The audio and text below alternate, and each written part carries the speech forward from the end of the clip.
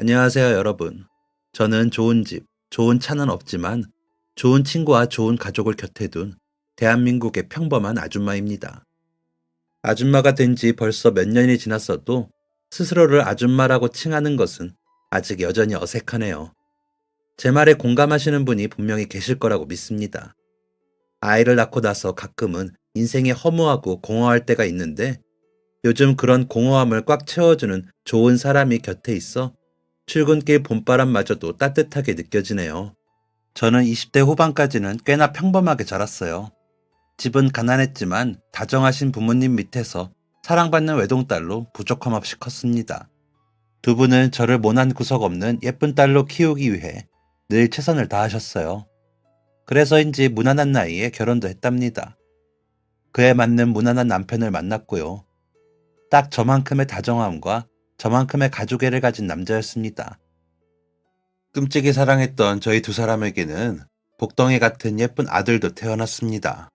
아이를 품었을 때부터 아이를 출산하는 날까지 저는 늘 속으로 생각했어요. 우리 아이에게 나도 우리 부모님 같은 부모가 되어주겠노라고. 다정하고 주는 것에 아낌이 없는 필요한 존재가 되겠노라고 말이에요. 저희 부모님께서 제게 그런 존재이셨거든요. 늘 다정하신 건 말할 필요도 없고 늘 제게 아낌없이 주셔서 저는 항상 부모님을 필요로 하는 천방지축 딸이었습니다. 그러던 어느 날, 그때가 저희 아이가 5살이 될 무렵이었을 거예요. 새 가족이 나란히 평화로운 주말을 보내고 있는데 어머니로부터 충격적인 전화가 걸려왔습니다. 핸드폰 목소리는 저희 어머니가 아니었어요. 나 너희 부모랑 같은 동네 사는 사람인데 너 당장 튀어와라. 처음 그 말을 듣고 얼마나 놀라고 무서웠는지 모릅니다. 이윽고 핸드폰 너머 아저씨께서 다음 말을 이어가셨고 저는 고장난 선풍기처럼 빙빙 돌아가던 뇌가 그 자리에 딱 멈추고 말았습니다. 아버지께서 어디서 돈 된다는 투자처를 그 아저씨에게 소개했고 그 말만 믿고 돈을 투자했는데 모조리 공중에서 분해됐다고 하시더군요. 무슨 말인지 이해가 되지 않아서 몇 번이고 되물었습니다. 사실 알고 있었습니다. 그 아저씨가 하는 말이 무슨 말인지. 아빠가 사고를 치셨구나. 고장난 선풍기는 그럴 리 없다고 현실을 부정했습니다. 그러던 중 핸드폰 속 아저씨 목소리 너머로 어머니의 악쓰는 소리가 들려왔어요. 저는 옷을 갈아입을 생각도 하지 못하고 차키부터 챙겼습니다. 무슨 일이 벌어질 것만 같은 불길한 예감 때문이었어요. 한 번도 어머니의 그런 목소리는 들어본 적이 없었습니다. 남편에게 아이를 맡겨두고 한달음에 친정으로 내려갔어요. 상황은 생각보다 심각했습니다. 딸 하나 시집 보낸다고 있는 돈 없는 돈 다 털어 미천 장만해 주시고 작은 시골집에 살고 계시던 부모님이셨어요. 몇십 배로 벌 수 있다는 말에 다른 사람들 돈까지 모아 불려주겠다고 호언장담하신 아버지 때문에 부모님 댁에는 화가 머리끝까지 난 동네 어른들로 북적였습니다. 아버지께서는 그 사람들에게 두들겨 맞으며 땅바닥에 앉아 넋나간 사람처럼 허공을 응시하고 계셨고 어머니께서는 목숨이라도 놓아버리면 이 모든 게 끝날 수 있을 것 같다며 오열하고 계셨습니다. 놀라서 달려가자 어머니께서 저를 발견하시곤 바닥에 털썩 주저앉으셨습니다. 졸지에 사기꾼이 되어버린 아버지와 죽는 것밖에는 방법이 없다고 우는 어머니를 달래는 딸이 공존하는 시골집. 그 위태로운 공간 속에서 저는 하늘에 기도를 했습니다. 제발 이 순간 제가 이들의 부모가 될 수 있게 해주세요. 저는 찬바닥에 주저앉은 어머니를 일으키며 동네 어른들을 향해 소리쳤습니다. 죄송합니다. 제가 그 돈 꼭 다시 돌려드리겠습니다. 저 손수길이 딸 손수연이가 어르신들 돈 다시 꼭 돌려드리겠습니다. 저희 아버지, 저희 어머니 좋은 분들인 거 다들 아시잖아요. 나쁜 사람 아닌 거 다들 알고 계시잖아요. 무지함이 죄라면 제가 대신 사과드리겠습니다. 혼자가 아니라 다 같이 돈 벌 수 있게끔 하고자 하셨던 게 죄라면 제가 2번 무릎 꿇겠습니다. 저 믿고 조금만 기다려주세요. 제가 다시 돌려드리겠습니다. 부탁드립니다. 죄송합니다.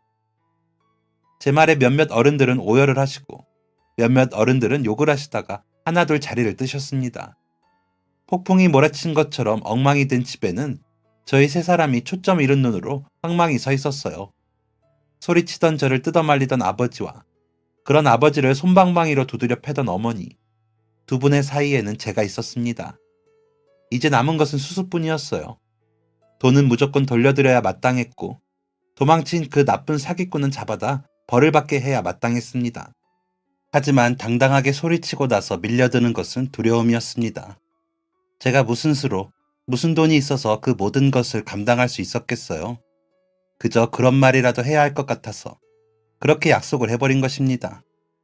그걸 모를 리 없는 어머니께서는 왜 네가 짊어지려고 하느냐며 엄마 아빠가 알아서 할 테니 얼른 집으로 돌아가라는 말씀뿐이었습니다. 아기 엄마가 이렇게 아기 곁을 오래 비우면 안 된다는 말과 함께 제 등을 떠미는 어머니의 손이 작게 떨리고 있었어요. 그 순간 다시 한번 제가 엄마의 엄마이고 싶다는 생각이 들었습니다. 울지 말자. 차오르는 눈물을 꾹 참으며 다짐했어요. 억지로 다시 집으로. 돌아가는 차 안에서 저는 몇 번이고 통장 잔고를 되새겼습니다. 턱없이 부족한 돈이었어요. 이야기를 들은 남편은 정신없는 저와 함께 그 도망간 사기꾼을 잡기 위해 노력해 주었습니다. 그리고 마침내 범인을 잡았지만 돈을 돌려받을 수는 없었어요. 그 범인이 돈을 다 어디로 날려버린 건지 한 푼도 없는 상태라고 했습니다. 소송을 하고 그 범인과 싸움 아닌 싸움을 하는 동안 저의 삶 역시 많이 피폐해졌어요. 죄 없는 어르신들의 얼굴이 꿈속에서도 둥둥 떠다녔습니다. 아버지와 어머니의 마지막 모습도 자꾸 눈에 아른거렸어요. 범인을 잡았지만 돈을 돌려받을 수 없을 것 같다는 말을 차마 전하기 힘들었습니다. 무거운 마음으로 다시 찾아간 부모님 댁. 몇몇 어르신들은 제가 오기만을 기다렸다는 듯 삿대질을 시작하셨어요. 범인 잡았습니다. 한마디에 시끄럽던 집이 금세 조용해졌습니다. 그런데 돈을 돌려받기 힘들 것 같습니다. 쨍그랑하고 무언가 날아드는 소리가 들렸습니다. 무슨 말 같지도 않는 소리를 늘어놓느냐고 소리치는 어른들과 다리에 힘이 풀려 바닥에 그대로 주저앉으시는 어머니. 다시 아수라장이 시작되고 있었습니다. 그때 남편에게 전화가 걸려왔어요. 대출도 힘들 것 같다는 말을 전해오는 남편의 목소리에 먹구름이 가득 껴 있었습니다. 신혼집 사느라 받았던 대출이 아직 많이 남아있었기 때문이었어요. 저는 눈을 질끈 감고 자리에서 일어났습니다. 어디를 가느냐고 악을 쓰는 소리가 들려왔지만 무시하고 다시 차에 시동을 걸었습니다. 차창 너머로 사람들 앞에 무릎을 꿇은 아버지의 모습이 어렴풋이 보였어요. 눈물이 앞을 가렸습니다. 운전을 하는 내내 제 눈에도 와이퍼가 달려있으면 좋겠다는 생각을 하고 또 했습니다. 그런 부질없는 생각을 반복해서 해서라도 눈물을 멈추고 싶었어요. 그러다가는 또 이 모든 게 꿈이었으면 좋겠다는 생각도 했습니다. 어머니께 계속해서 전화가 걸려왔지만 받지 않았습니다. 신경 쓰지 마라. 괜히 박서방 고생시키지 말고 엄마 아빠가 알아서 할게 하는 소리만 늘어놓으실 것이 뻔했습니다. 원래 신경이라는 게 쓰지 않는다고 안 쓸 수 있는 건지 잘 모르겠지만 저는 잘 되지 않더라고요. 그래서 집에 도착하자마자 핸드폰 속 전화번호부를 열었습니다. 대출이 안 된다면 사람들한테라도 꺼서 부모님 앞에 펼쳐진 상황을 막아주고 싶었습니다. 뭐하느라 모아둔 돈도 없어서 부모님을 돕지도 못하고 있는 건지 제 자신이 한심했어요. 어머니 아버지께 죄송스럽기까지 했습니다. 게다가 그 죄송스러움 역시 좋을 것 없는 죄책감이라는 것까지도 잘 알고 있었습니다. 몇 명 없는 연락처 목록을 쭉 내려다보다 멈춰선 곳은 20년 지기 소꿉친구 지원이의 번호 앞이었어요. 사는 거 힘들다고 장가도 안 가고 몸 쓰는 일 하며 악착같이 사는 친구. 지금 이 순간 속내를 내비치며 돈을 빌릴 수 있는 사람이 하필이면 지원이뿐이라는 것이 가슴 찢어졌습니다. 차마 전화를 걸 수도 없을 정도로 미안해서 긴 고민 끝에 문자 메시지를 보냈습니다. 지원아, 진짜 미안한데 나 돈 좀 꺼줄 수 있을까? 부모님 일인데 대출도 안 되고 너무 급해서 염치불구하고 너한테 부탁해. 미안하다. 괜찮으면 연락 주고 괜찮지 않으면 없던 일로 해줘. 미안해. 문자를 썼다 지우기를 여러 번. 고르고 고른 말들로 문자를 보내고 긴장된 상태로 앉아있는데 그 친구에게 바로 전화가 걸려왔습니다. 김지원이라고 뜬 세 글자에 심장이 쿵쾅거렸습니다. 전화가 연결되고 핸드폰 너머 친구의 밝은 목소리에 마른 침이 넘어갔습니다. 밝은 목소리가 들려올 것이라고는 예상하지 못했기에 괜히 더 떨려왔습니다. 덜덜 떨리는 목소리를 감추지 못하고 첫 마디를 꺼냈어요. 지원아, 문자 받고 많이 놀랐지. 너한테 이런 말하는 게 너무 미안하고 염치가 없다. 그런데 친구의 반응이 영 이상했습니다. 응? 너 지금 무슨 소리 하는 거야? 다음 주 동준의 둘째 돌잔치 갈 거냐니까? 돌잔치? 너 내 문자 보고 전화한 거 아니었어? 문자? 무슨 문자? 문자는 내가 보냈잖아. 오늘 낮에. 지원이는 전혀 무슨 이야기인지 못 알아듣겠다는 듯 다른 이야기를 해댔습니다. 그러다 지원이의 말에 화들짝 놀라서 핸드폰을 다시 살펴보았어요. 문자 메시지 함에 찍힌 2개의 김지원이라는 글자. 그제야 그날 낮에 지원이의 문자 메시지를 보고 동준의 돌잔치를 못 갈 것 같다는 답장을 어떻게 해야 할지 몰라 미뤄둔 것이 생각났습니다. 그러고 보니 방금 보낸 문자 위에 친구가 보냈던 내용이 남아 있었어야 했는데 마치 처음 대화를 나누는 사람처럼 아무 내용이 남아있지 않았던 것이 떠올랐습니다. 그건 그렇다고 치고 그럼 내가 방금 문자를 보낸 김지원은 대체 누구지? 이미 보내버린 문자를 다시 되돌릴 수도 없고 잘못 보냈다는 말을 최대한 서둘러 전송하는 수밖에 없었습니다. 서둘러 지원이와의 전화를 끊고 잘못 온 메시지에 당황하고 있을 번호 주인에게 문자를 다시 보냈습니다. 죄송합니다. 잘못 보냈습니다. 그리고 칼 같은 속도로 답장을 받았어요. 정수연 주임님?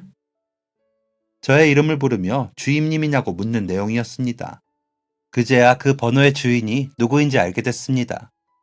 저를 주임이라고 부르는 사람들은 예전에 일하던 회사 사람들 뿐이고 그 회사에 김지원이라는 직원이 있었거든요. 대략 6, 7년 전쯤 다니던 회사의 동료였습니다. 결혼하기 전에 입사를 했다가 결혼 후 아이를 낳고 나서 쫓겨나다시피 그만두게 되었으니 3년 정도 근무했던 회사였습니다. 졸지에 전 직장 동료에게 뜬금없이 반말을 하며 돈이나 빌려달라고 문자를 보낸 사람이 된 것입니다. 갑자기 어이없는 내용의 문자를 받고 얼마나 당황스러웠을까. 최대한 미안한 마음을 꾹 눌러 담아 사과 문자를 보냈어요. 친구한테 보내려던 걸 이름이 같아서 착각하고 잘못 보냈다고. 정말 미안하다고 말입니다. 그런데 그 동료에게서 의외의 답장이 도착했습니다. 주임님, 너무 연락드리고 싶었어요. 우리 한번 만나요. 한번 만나자는 지원 씨의 말에 저의 당황스러움은 배가 되었습니다. 친했던 기억도 없는데 왜 보자고 하는 건지 의아했어요. 게다가 돈도 정신도 없었던 저는 그냥 적당히 거절할 말을 골라서 답장을 해야겠다고 생각했습니다. 그런데 보낼 말을 다듬는 사이 다시 한번 문자가 왔습니다. 주임님, 지금 피하려고 고민 중이셨죠? 그냥 만나요. 꼭이요, 꼭. 솔직히 정말 어리둥절한 마음이었습니다. 너무 오랜만에 보는 거라 어색하기도 하고 사실 생각만 해도 어색하기만 한데 만나서 무슨 대화를 할 수 있을지 약간 불편한 마음이었습니다. 만나자고 한 동료가 의아했어요. 제가 여유 있는 상황이 아니라서 더 그렇게 느껴졌던 건지도 모르겠습니다. 반갑지만 마냥 반길 수 없는 현실이었어요. 그렇게 만나기로 한 카페에 20분 먼저 도착해서 기다렸어요. 어리둥절한 사람치고는 너무 일찍 나가서 기다리고 있었네요. 마치 그날을 기다리기라도 한 사람처럼 말입니다. 사실 궁금하기는 했습니다. 그리고 이윽고 멀리서 문을 열고 들어오는 동료를 보는데 뭔가 기분이 이상했습니다. 예전에도 저렇게 밝게 웃는 얼굴이었던가 싶었어요. 그냥 그 미소가 부드러웠습니다. 제 위로는 어두운 먹구름이 검은 그림자를 들이오고 있는데 그 동료의 주변에는 커다란 태양이 빛나는 조명을 켜주고 있는 듯한 느낌이었어요. 동료가 서둘러 의자에 앉으며 말했습니다. 일찍 나오셨네요, 주임님. 천천히 나오셔도 되는데. 뭐 드실래요? 주임님, 아직도 커피 못 드세요? 그 말에 저는 또 깜짝 놀랐습니다. 제 기억 속에서는 희미해져 버린 사람인데 그 사람은 제가 커피를 못 마시는 사람이었다는 것까지 기억하고 있었어요. 놀라고 얼떨떨했지만 대답을 했습니다. 이제는 잘 마셔요. 살다 보니 잠을 포기해서라도 카페인을 고집해야 하는 순간이 있더라고요. 제 말에 동료는 어색하게 웃어 보였습니다. 그냥 그렇다고만 할걸. 괜히 자세히 설명했다 싶더군요. 갑자기 더 어색해진 분위기가 저희 두 사람 사이를 가득 메웠습니다. 카푸치노 한 잔, 오렌지 주스 한 잔을 시키고 어색하게 마주 앉은 동료와 저. 동료는 오렌지 주스를 한 모금하고 말했습니다. 예전에 사무실에서 커피 못 마시는 사람이 주임님이랑 저 둘뿐이었잖아요. 그래서 기억해요. 아, 오늘 문자도 사실 처음에 없는 번호로 떠서 누군지 몰랐는데 지원님 저희 거래처 분이었잖아요. 저랑 같은 이름이라서 저도 기억하고 있거든요. 물론 주임님이랑 지원님 두 분이 친구 사이였기도 했고 그래서 주임님이 보낸 문자가 아닐 수도 있다고 생각은 했지만 혹시나 하는 마음에 찍어 맞춰봤는데 맞았네요. 제 친구의 이름까지 기억하고 있는 지원 씨는 꼭 저한테 각인시키고 싶은 말이었기라도 한 것처럼 한 번 더 강조해서 말했어요. 자기가 저를 정말 다시 만나고 싶었다고 말입니다. 저는 여전히 얼떨떨한 마음과 저를 이만큼이나 기억해주는 사람을 저만 제대로 기억해주지 못하는 것에 대한 미안함이 섞였어요. 이대로 계속 아는 척만 하는 건 마치 죄를 짓는 것 같다는 기분이 들기까지 했습니다. 몇 번 고민 끝에 솔직한 마음을 털어놓았습니다. 물론 돌리고 돌려서 꺼낸 말이었지만 말이에요. 저를요? 사실 제가 그 회사를 그렇게 오래 다녔던 게 아니라서 죄송해요. 많이 기억은 안 나요. 반대의 입장이라면 저는 제법 기분이 상할 것 같았습니다. 기분이 나쁜 것까지는 아니겠지만 그래도 서운할 것 같은 기분이라고나 할까요? 반갑게 인사하고 아는 척 했는데 누구? 하고 질문이 돌아오면 너무 민망하고 무안하잖아요. 그런데 지원 씨의 입에서 나온 말은 너무나 의외였습니다. 당연히 그러실 거예요. 제가 누구한테 특별히 기억되거나 그런 존재는 아니었거든요. 제가 그때 당시에 요즘에 소위 말하는 직장 내 왕따? 그런 거였어요. 정말 많이 힘들었는데 그때 주임님께서 많이 챙겨주셨었고요. 아마 주임님은 잘 기억 못하실 거예요. 엄청 사소한 것들이라. 하지만 저한테는 엄청 큰 위로가 됐었어요. 저는 모르고 있었던 그 이야기는 지원 씨의 이야기이기도 했지만 제 이야기이기도 했습니다. 잘 기억나지 않는 그때 그 시절을 자꾸만 회상하게 만드는 저조차도 잊고 있었던 제 인생의 어느 부분을 누군가 눈앞에 재생시켜 주기라도 하는 것처럼 지원 씨는 천천히 지난 이야기를 들려주었습니다. 누굴 미워하지도 차별하지도 않고 재고 따지는 것 없이 주임님은 늘 그런 분이었어요. 주변 사람들을 두루두루 살필 줄 알고 보듬을 줄 알던 주임님 성격이 참 많이 부러웠어요. 솔직히 저랑은 다른 세상에 사는 사람처럼 빛나 보이기도 했고요. 그땐 많이 힘들어서 고맙다는 말보다 마음의 여유가 넘쳐 보일 정도로 늘 다정하고 따뜻했던 주임님을 질투했었는데 속으로만 했던 질투였지만 지금이라도 그런 마음 품었던 거 사과할게요. 제가 도움을 받고도 속이 좁았어요. 회사를 그만두고 나서 그 회사에서의 악몽 같은 기억을 몽땅 다 지워버리고 싶다는 생각이 들었어요.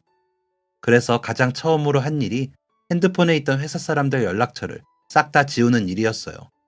근데 번호를 지우고 나서야 주임님 생각이 나더라고요. 주임님 번호는 남겨뒀어야 했는데 바보같이 싹 다 지워버린 거예요. 그만두기 전에 고맙다는 말 한 번을 제대로 건네지 못했던 게 후회됐어요. 웃기죠? 할 거면 할 수 있을 때 할 것이지. 뒤늦게 후회했다고 지금 와서 말하는 게. 그래도요 주임님, 저 마음속으로는 정말 많이 고마워하며 살았어요. 그땐 주임님이 특별히 여유로워서 그래서 그런 다정함이 절로 나오는 사람이라고만 생각했거든요. 근데 지나고 보니 어느새 저도 주임님처럼 다정한 사람이 되어 있더라고요. 그냥 그런 다정함과 섬세함은 나 자신이 마음먹기에 달려있다는 걸 깨달았어요. 다른 사람의 입을 통해 지난날 나의 어떤 이야기를 듣는다는 것은 무척 기분이 묘한 일이었습니다. 저는 제가 그랬던 것도 잘 기억나지 않는다고 심심한 사과를 건넸습니다. 그런 저를 보며 착해서 그렇다는 낯간지러운 말을 잘도 뱉으며 웃어 보이는 지원 씨의 얼굴에 예쁨이 가득했어요. 지원 씨는 조금이라도 기억이 날 수 있게 해주겠다며 그때 당시의 이야기를 제게 들려주었습니다. 자기가 저와 함께 보낸 시간이 그렇게 길고 많은 것은 아니라서 조금밖에 들려줄 수 없는 게 미안하다는 말까지 덧붙이면서요. 저는 나중에 주임으로 입사를 했고 지원 씨는 저보다 훨씬 먼저 입사했던 말단 사원이었다고 합니다. 사원들 간에는 지원 씨를 제외시키고 말 한마디 걸지 않는 등 알게 모르게 소외감을 주는 행동을 하는 것이 무언의 약속처럼 지켜졌다고 해요. 지원 씨가 먼저 말을 걸고 다가가도 네, 아니요 같은 대답 외에는 일체 다른 말을 이어가지 않던 직원들 틈에서 회사에서 누가 누군가를 챙겨줘야 하는 건 아니다 라고 생각하며 체념했었다고 합니다. 사람들이 나를 피한다는 건 나한테 문제가 있겠거니 하고 노력을 해도 더 나아지지 않는 인간관계에 체념하게 되었다고 해요. 그런데 그때 제가 입사를 한 것입니다. 그때 당시에 저는 누가 봐도 밝은 성격이었고 여러 직원들과 거리낌 없이 두루두루 잘 지내는 성격이었긴 합니다. 그런 제 주변에는 늘 이야기꽃이 피어났고 제 공간 안에 지원 씨가 있다면 지원 씨 역시도 예외가 되지는 않았었다고 하더군요. 이야기꽃이 피어나는 사람이라고 저를 표현하며 그래서 제 옆에 가는 게 좋았었다고 하던 지원 씨. 주임님은 저를 차별하거나 제외시키지 않고 다른 직원들 대하듯이 말도 걸어주시고 제 별거 아닌 말에도 큰 소리 내서 웃어주시기도 했었어요.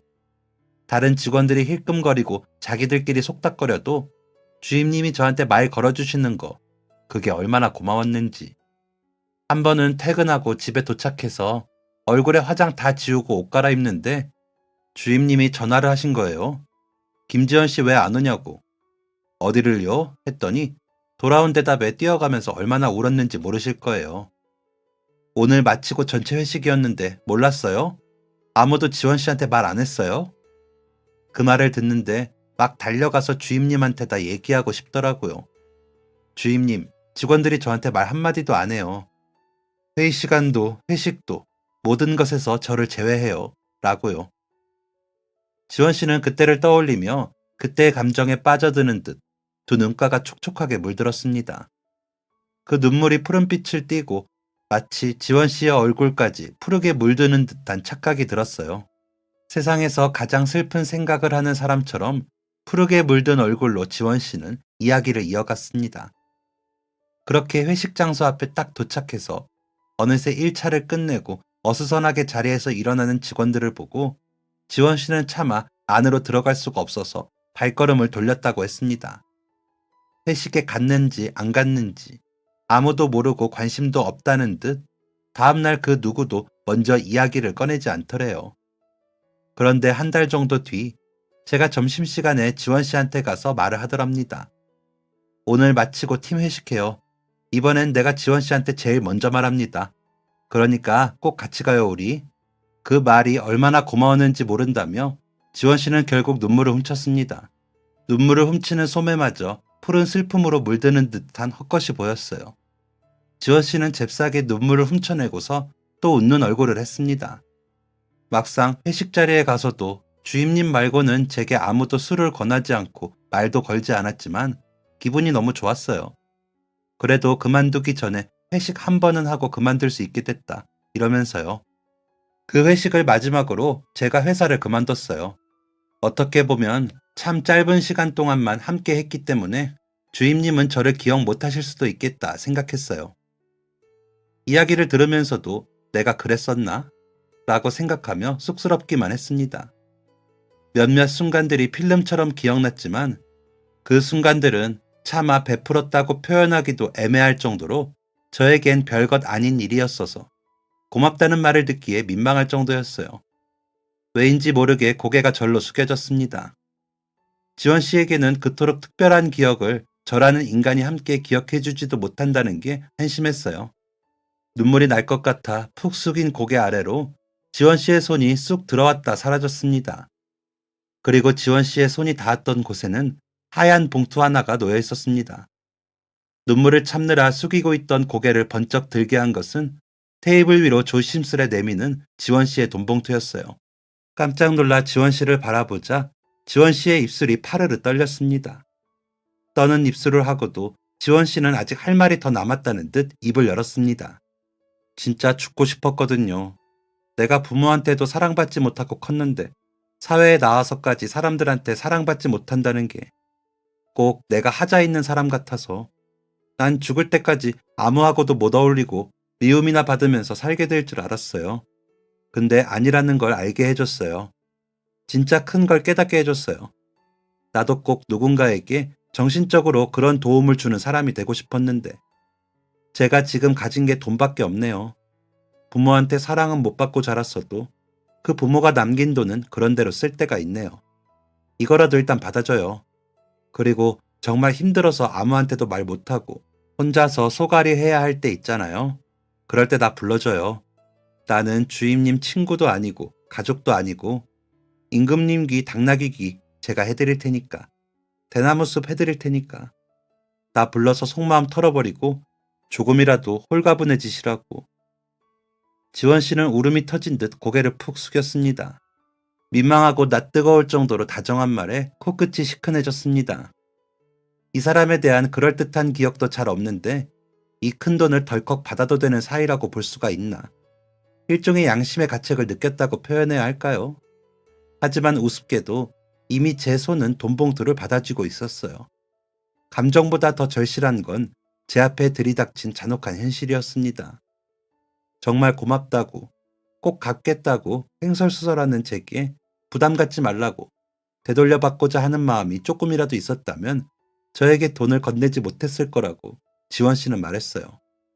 그런 지원 씨에게 저는 고맙다는 말만 연거푸 하고 자리에서 일어섰습니다.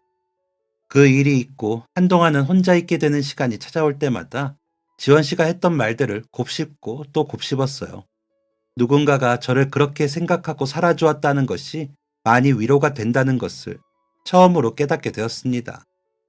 그렇게 지원 씨의 도움으로 부모님이 살고 계신 마을에 찾아가 피해보신 분들에게 돈을 나누어 드릴 수 있게 되었어요. 부모님께서는 이 돈을 어디서 구했느냐고 펄쩍 뛰셨지만 끝내 말씀드리지 않았습니다. 사기꾼 범인을 처벌할 소송도 막바지를 향해 가고 저는 드디어 지원 씨에게 전화를 걸 수 있게 되었어요. 지원 씨 덕분에 해결할 수 있었다고, 이제부터 착실하게 벌어서 다시 갚겠다고, 정말 고맙다고 인사를 전했습니다. 그랬더니 지원 씨가 전화를 받고 깜짝 놀라며 이렇게 연락까지 줄 줄은 몰랐다고 하더라고요. 아직 저한테 배울 게 많은 것 같다고 또 칭찬을 하던 지원 씨는 괜찮으면 이자 대신 같이 술 한잔 하지 않겠냐고 물어왔습니다. 홀가분한 기분 탓이었을까요? 저는 집에 있는 남편과 아들 생각은 까맣게 잊은 채 당연히 되지요 하며 지원 씨를 만났습니다. 도착하고 나서야 부랴부랴 남편에게 연락을 하고 먹자골목 앞에서 지원 씨와 마주하고 있으니 그제야 어색함이 밀려왔어요. 예전 같았으면 지원 씨의 기억 속 저처럼 어색함 따위 없이 신이 나서 수다꽃을 피웠을 텐데 아이를 낳고 성격이 많이 변하긴 했더라고요.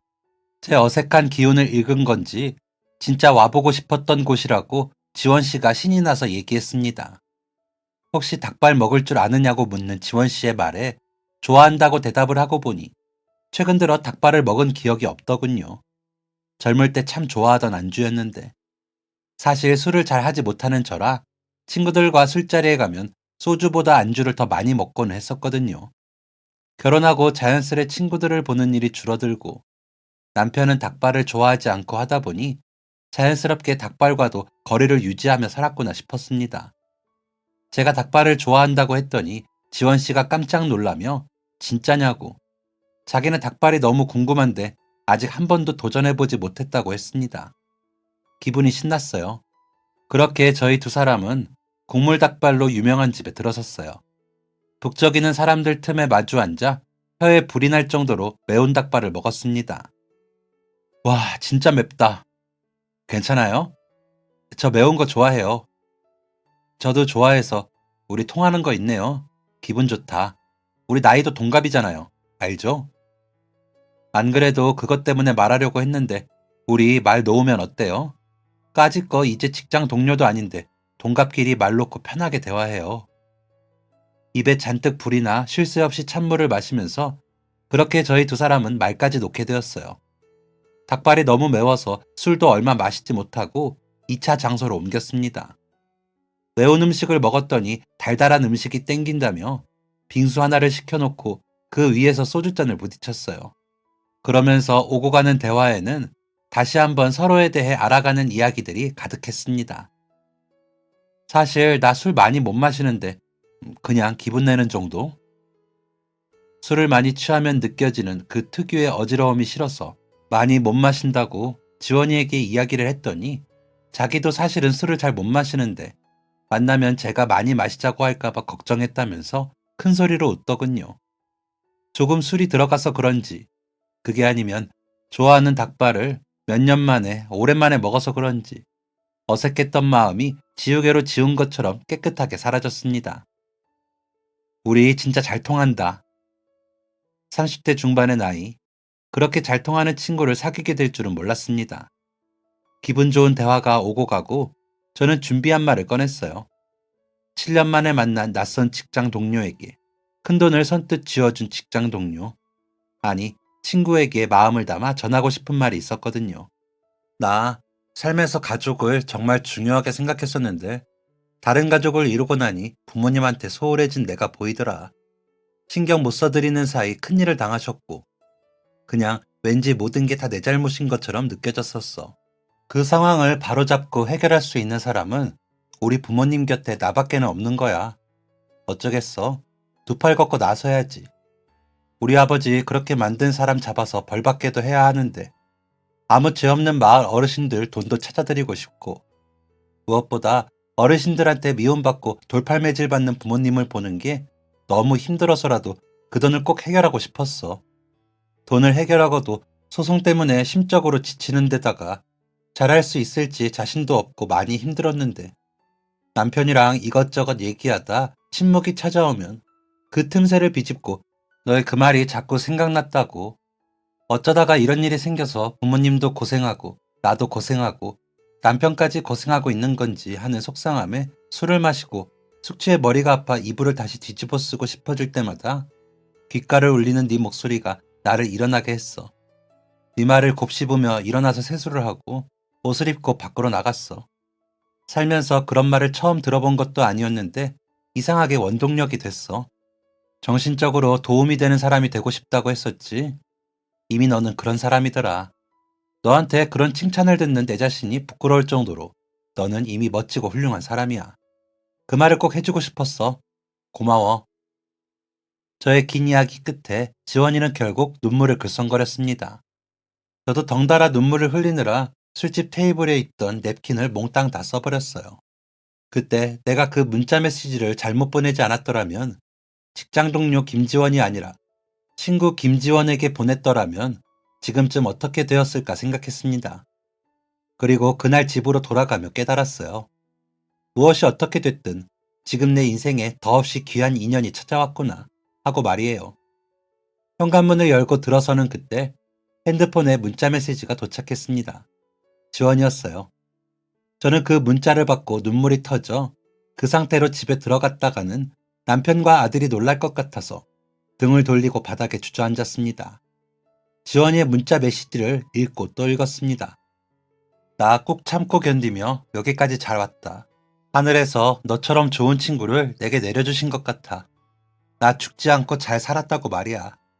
제법 잘 살아온 대가로 나한테 너라는 큰 선물을 주신 것 같아.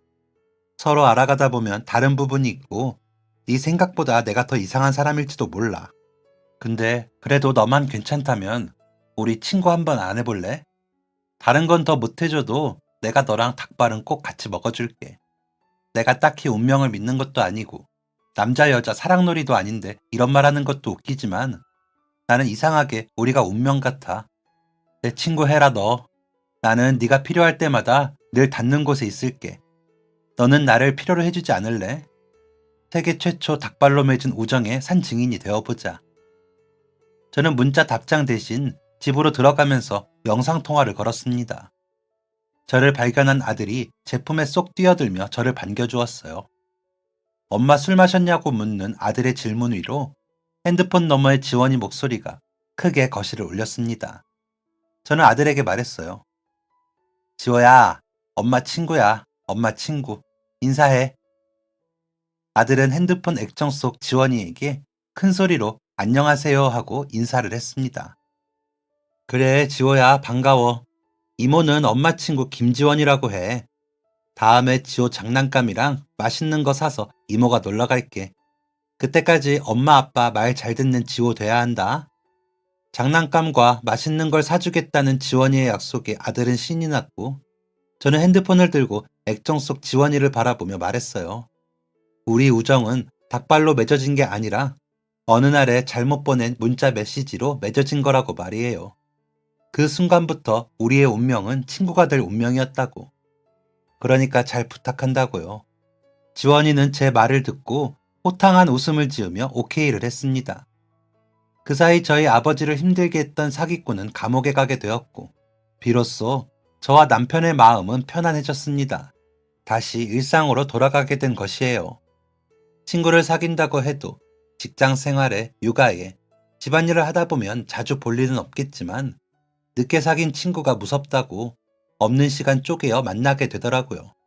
착한 지원이는 제가 매번 아들을 데리고 나가는데도 귀찮은 기색 없이 저의 아들을 예뻐해 주기까지 했습니다. 그렇게 저희는 조금 특이한 인연으로 서로에게 가장 가까운 친구가 되었습니다. 좋아하는 음식이나 자주 가는 공원, 즐겨 듣는 음악 취향까지 비슷한 저희가 이렇게 인연을 이어가게 되어 너무 기뻐요. 그리고 매달마다 받기 싫다고 화를 내는 친구에게 작은 금액이지만 꼬박꼬박 돈도 보내고 있습니다. 도저히 빚지고는 못 살겠던 와중에 남편이 먼저 말을 하더라고요. 도저히 그냥 받은 걸로 하고 넘어가기가 심적으로 힘이 드는데 여보 당신은 어떻게 생각하느냐고요. 신경을 써준 남편이 고마워서라도 지원이에게 매달 적은 금액이라도 갚아 나가야겠다고 생각했습니다. 얼마 전에는 아직 결혼을 하지 않은 지원이에게 왜 아직 결혼을 하지 않느냐고 물었었습니다. 그랬더니 20대 초반에 만났던 남자가 바람을 피워 큰 상처를 받고 다시 사랑을 할 용기가 나지 않아 그냥 지내다 보니 시간이 이렇게 흘러버렸다고 대답을 하더군요.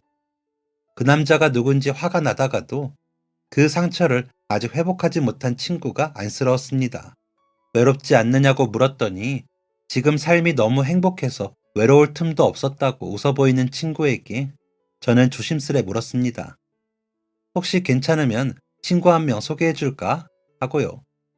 고개를 가로저으며 어색할 것 같다고 싫어하는 친구에게 왜 그렇게 소개를 시켜주고 싶었는지 모르겠습니다.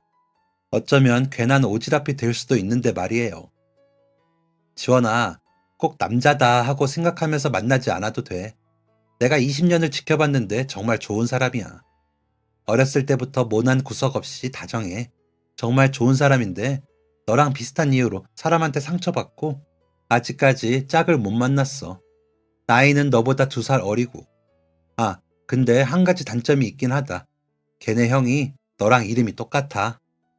지원이는 저의 설득에 못 이기는 척 결국 승낙을 하고 말았어요. 제 소개팅도 아닌데 얼마나 설레던지 봄이 오기 한참 전인데도 꼭 봄이 온 것처럼 바람이 따뜻하게 느껴지더라고요. 그렇게 두 사람을 소개시켜주는 자리에 저와 지원이, 그리고 소꿉친구 지원이와 지원이의 동생, 이렇게 4사람이 모였습니다. 제가 지원이에게 소개해줄 남자는 소꿉친구 김지원의 동생, 김지혁이었어요. 친구의 동생이지만 꽤 오랜 세월 동안 제 친동생처럼 가까이 지냈던 사람이라 자신이 있었습니다. 확신이 있었다고 해야 할까요? 이 두 사람이 만난다면 서로가 서로를 눈물 짓게 할 만한 그런 일은 일어나지 않을 것 같다는 확신이요. 두 사람이 앞으로 그려갈 인연은 어떤 인연인지 모르겠지만 잘 되었으면 하는 마음이 큽니다. 꼭 연인으로 발전하지 않더라도 제게 좋은 친구이니 그 누구에게라도 좋은 친구가 되리라 믿었어요. 제가 소중하게 생각하는 것들을 함께 할 수 있다는 것이 요즘 저의 가장 큰 기쁨입니다. 오랜 기억 속에 잊혀진 인연을 다시 만나 가장 가까운 친구가 되고 그 친구 덕분에 지난날 사는 게 바쁘고 힘들다는 이유로 잊고 지냈던 사소한 행복들을 다시 되찾고 있어요. 이왕이면 앞으로의 50살, 60살, 100살까지도 이렇게 소소한 것들에 큰 행복을 느끼는 그런 사람으로 늙고 싶습니다. 쉽지는 않겠지만 의식하고 노력하면서 작은 것에서도 예쁘고 행복한 것을 발견할 수 있는 그런 사람으로 늙고 싶어요. 저에게 지원이는 그런 존재입니다. 작지만 예쁘고 행복한 것. 저희 아들처럼 말이에요. 지원이에게도 제가 그런 존재이기를 바랍니다. 부모님 때문에 또 주변 사람들 때문에 늘 마음고생하고 힘들었던 지난 날들을 다 잊고 그 친구의 일상에 저라는 작은 퍼즐 조각이 들어가면서 그 친구에게 숨 돌릴 공간이 될 수만 있다면 참 고맙고 행복할 것 같아요. 피를 나눈 것처럼 가까웠던 친구들도 하나둘 각자 살기 바빠 멀어지는 요즘 이렇게 좋은 친구가 곁에 있어 저는 참 복받은 사람입니다. 앞으로 또 어떤 사소한 상황에서 다른 인연이 찾아올지 모르니 늘 다정하고 착하게 살아야겠다고 생각해요. 작은 행동 하나로 이토록 좋은 사람을 얻을 수 있다는 것을 깨닫게 되었으니 말입니다. 저 앞으로 좋은 사람이 될 수 있겠죠? 저를 위해 한평생 다 바쳐 쓰시고도 아직까지 저를 사랑해 주시는 부모님께 좋은 딸이 되고 저라는 사람을 만나 평생을 약속하고 가정을 꾸려준 남편에게 좋은 아내가 되고 저로 인해 세상에 태어난 아들에게 좋은 엄마가 될 수 있겠죠. 아주 어린 시절에 서로 장난치는 친구로 만나 아직까지 서로를 응원하는 소꿉친구에게 여전한 소꿉친구로 남고 다 큰 어른이 되어 서로가 힘든 시간에 힘이 되어준 친구에게도 좋은 친구로 남고 싶습니다. 모두에게 좋은 그런 사람이 된다는 건 아직까지 여전히 어렵지만 부모님께서 제게 하셨던 것처럼 다정히 대하다 보면 좋은 사람이 되어 있지 않을까 생각해요. 여러분은 누구에게 좋은 사람이 되고 싶으신가요? 오늘 그분에게 다정한 말 한마디 던져보시는 건 어떠세요? 마음 가득 담아 응원하겠습니다. 여러분의 그 마음도 여러분의 소중한 사람에게 꼭 가서 닿기를요. 모두가 모두에게 다정할 수 있는 봄이 되기를 진심으로 바랍니다. 환절기 감기 조심하세요. 모두 행복하세요. 지금까지 사연 들어주셔서 감사합니다. 사연이 재밌으셨다면 구독과 좋아요를 눌러주세요. 감사합니다. 안녕히 계세요.